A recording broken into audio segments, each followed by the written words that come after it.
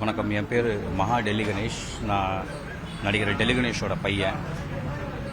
அப்பாவுக்கு 80 வயசு ஆச்சு. நாங்கள் இப்போ தான் ரீசெண்டாக சதாபிஷேகம் கூட பண்ணியிருந்தோம், 80ஆம் கல்யாணம் கூட பண்ணியிருந்தோம். நடுவில் திடீர்னு கொஞ்சம் ஒரு வயசின் காரணமாக ஒரு சில எலிமெண்ட்ஸ்லாம் இருந்துச்சு.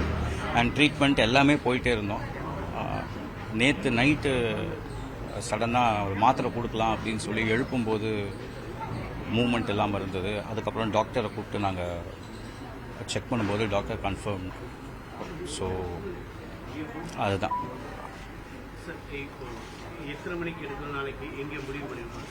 சார். நாளைக்கு 10லேருந்து 11 எல்லாம் பண்ணியிருக்கோம் சார். இன்னும் எங்கள் உறவுக்காரங்கெல்லாம் ஒரு சில பேர் வர வேண்டியது இருக்குது. ஸோ அவங்களுக்காக நாங்கள் காத்திருப்போம். இன்னும் என்னோட மூத்த அக்காவோட வீட்டுக்காரர் வரணும்.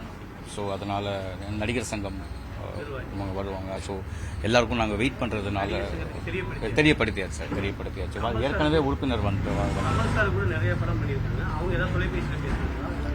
இல்லை சார், இன்னும் இல்லை. நாங்கள் இன்னும் அந்த மாதிரி வெளிப்படையாக இன்னும் இது பண்ணல. பொதுவாக நாங்கள் ஒருத்தர்கிட்ட சொன்னால் அவங்க அதை இன்னும் நிறைய பேர்கிட்ட சொல்லுவாங்க அப்படிங்கிற மாதிரி தான் இது பண்ணியிருக்கோம். எங்களுக்குள்ளேயே கொஞ்சம் பேசி தீர்த்துக்கிறதுக்கு நிறைய இருக்கிறதுனால இன்னும் அந்த அளவுக்கு நாங்கள் இன்னும் இது பண்ணல. ஆனால் நிறைய ஃபோன் கால்ஸ் வருது, நிறைய பேர் பண்ணுறாங்க. நாசர் சார்கிட்ட பேசியாச்சு. அவர் இப்போ ஊரில் இல்லை, கொஞ்சம் போதும். ஆமாம், சென்னையில் தான். இல்லை, ஏற்கனவே நடிகர் சங்கம் கொடுத்துருந்தாங்க. ஆமாம், கொடுத்துருந்தாங்க அவங்க. ஸோ இல்லை, அந்த மாதிரி அப்படியா தனியாக கொண்டாடுறதுக்கு எந்த திட்டமும் இல்லை. அது அங்கே பொதுக்குழுவில் கொடுத்துருந்தாங்க, செயற்குழுவில் கொடுத்துருந்தாங்க. ஸோ அது ரொம்ப சந்தோஷமாக அப்பா ஏற்றுக்கிட்டாரு.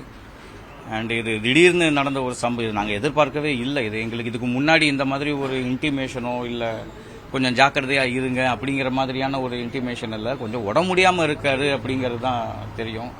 நைட்டு கூட பேசிக்கிட்டு இருந்தார். அக்கா சும்மா தற்செயலாக பார்க்க வந்திருந்தா, அவர்கிட்ட நல்லா பேசிக்கிட்டு தான் இருந்தார். பட் திடீர்னு இப்படி மறைவார் அப்படிங்கிறது நான் எதிர்பார்க்கல. அது எங்களுக்கு ஒரு இதுலேருந்து கொஞ்சம் மீள்றது ரொம்ப ரொம்ப கஷ்டம் தான் எங்களுக்கு. சார் கடைசியாக ஒரு ஹிந்தி வெப் சீரிஸ் ஒன்று பண்ணியிருக்காரு. அப்புறம் சசிகுமார் சார் கூட ஒரு படம் பண்ணியிருக்காரு. அது எட்டு ரிலீஸ். அது ஆமாம், இது 2 தான் பண்ணியிருக்காரு. இந்தியன் 2 பண்ணியிருந்தார். ஆமாம், இந்தியன் 2 பண்ணியிருக்காரு சார். நான் இன்னும் மேலும் கொஞ்சம் நேரத்துக்கு அப்புறம் நான் திருப்பி வரேன் சார். எதுவாக இருந்தாலும் பார்த்து ரொம்ப நன்றி. வந்ததுக்கு ரொம்ப நன்றி. Thanks for covering.